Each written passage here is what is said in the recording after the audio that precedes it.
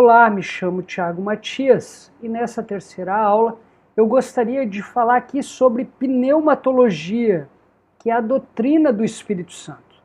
Eu gostaria de começar essa aula lendo uma ilustração muito interessante que eu encontrei na internet sobre o tema, que diz assim: 3 jovens, a fim de entenderem melhor uma passagem bíblica, chegaram para o seu pastor e perguntaram: Pastor, a palavra diz, enchei-vos do Espírito Santo, mas estamos muito em dúvida, como se faz isso?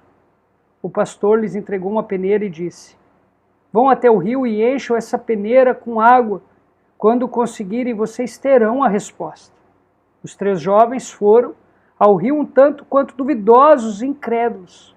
Chegando à água, eles discutiram, mas não conseguiam pensar em alguma forma de encher aquela peneira de água. Então, 2 disseram: o nosso pastor está louco, isso é inútil, vamos embora, senão ficaremos o dia todo aqui feito bobos. Horas mais tarde, o pastor foi até aquele rio e encontrou apenas o jovem que não desistiu. Ao ver o pastor, ele disse meio triste: Ah, pastor, não consigo encher essa peneira de água, já quebrei a cabeça, mas é impossível. Disse-lhe o pastor: Você só conseguirá ter água nesta peneira, meu jovem, se a mantiver mergulhada no rio. Assim também é para ser cheio do Espírito Santo. Só conseguirá ser cheio do Espírito aquele que permanecer mergulhado nele. Enchei-vos do Espírito. Confesso a você que, por ser um tanto pragmático, eu nem iria até o rio. E você? Pneumatologia, a doutrina do Espírito Santo.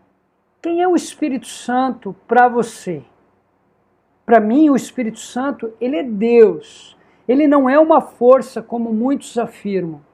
Para mim, ele é uma pessoa, a terceira pessoa da Trindade. Quando eu afirmo que ele é a terceira pessoa da Trindade, eu não estou querendo ensinar aqui uma doutrina de hierarquia entre as pessoas da Trindade. Na verdade, é só uma nomenclatura. Então, para mim, o Espírito Santo é Deus, ele não é uma força, ele é uma pessoa, porque ele tem capacidade de pensar, sentir, agir e se relacionar. Essa terceira pessoa da Trindade, o Espírito Santo, no Antigo Testamento vai se manifestar de uma forma discreta, mas extremamente relevante.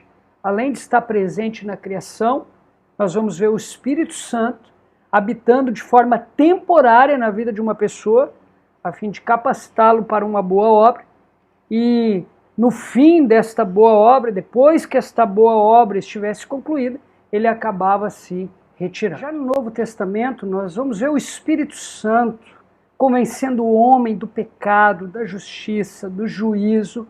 Nós vamos ver o Espírito Santo habitando permanentemente na vida de todo aquele que confessa Jesus como Salvador e Senhor da sua vida, como também nós vamos ver o Espírito Santo dirigindo e consolando todo o crente em Jesus Cristo. Outra questão que vale a pena pontuar aqui é o momento em que uma pessoa recebe o Espírito Santo e qual a evidência de que realmente ela recebeu. O texto sagrado vai nos mostrar que uma pessoa recebe o Espírito Santo no momento de sua conversão, no momento em que ela se arrependeu de seus pecados e confessou Cristo como Salvador e Senhor da sua vida. E a evidência que ela realmente recebeu o Espírito Santo não são os dons, mas sim o fruto do Espírito, que está descrito lá em Gálatas, capítulo 5, versículo 23. Já que eu afirmei aqui que os dons eles não servem como evidência de que uma pessoa recebeu o Espírito Santo, afinal de contas, o que são os dons? Os dons, eles são dádivas de Deus. Para que eles servem? Eles servem para a edificação dos santos, para a edificação, para o crescimento da Igreja de Jesus nessa terra. De que forma os dons eles são distribuídos? Eles são distribuídos de acordo com a vontade do próprio Deus. Algum dom cessou? Na minha visão, não. Eles continuam vigentes. Existe algum dom que é revogável? Na minha visão, não. Os dons, eles são irrevogáveis. Nós vamos encontrar na Bíblia 3, 4 listas de dons, mas nós precisamos entender aqui que são listas abertas e não fechadas. O que significa ser cheio do Espírito Santo? Como nós vimos lá na ilustração inicial desse vídeo, ser cheio do Espírito Santo é ser controlado por ele de forma integral. Mente, coração, ações, relacionamentos, a tal ponto que a cada dia mais o crente vai se tornando parecido com Jesus. E aqui cabe uma pergunta. Crente pode ficar endemoniado? De forma nenhuma. Demônio nenhum tem poder para possuir aquele que é a habitação do Espírito Santo. Entrando aqui em assuntos mais polêmicos agora. O que eu acredito sobre o dom da profecia? Eu acredito na exposição bíblica. Aquele que expõe o texto sagrado, ele tem o dom da profecia. O que eu acredito aqui sobre o dom de línguas é para edificação própria. E quando esse dom for utilizado na igreja, ele precisa de um intérprete. Caso contrário, a pessoa ela precisa se manter calada. Segundo Paulo, na sua primeira carta aos Coríntios, capítulo 14. O que eu entendo sobre o dom do apostolado? No seu sentido etimológico de enviado, eu creio que apóstolos são os nossos missionários. E no sentido de autoridade, lançar base para a fé cristã, aí eu acredito que esse dom cessou. Por que nós não temos apóstolos no meio batista?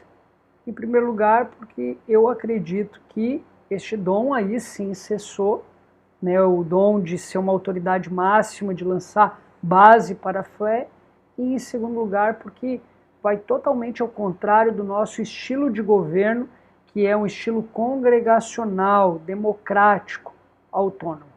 Nosso quinto encontro ele já está chegando ao fim, e eu gostaria aqui de lançar um desafio para você. Se você concordou com as minhas proposições, agora você vai ter a tarefa de encontrar textos bíblicos para sustentá-las. Se você não concordou com as minhas proposições, eu gostaria de ouvir as tuas, como também os textos bíblicos que você usa para sustentá-las. Deixo agora com você um texto bíblico que se encontra em Efésios 4, versículo 30, para a sua meditação. Diz assim: não entristeçam o Espírito Santo de Deus, com o qual vocês foram selados para o dia da redenção. Que Deus abençoe você e até o próximo estudo.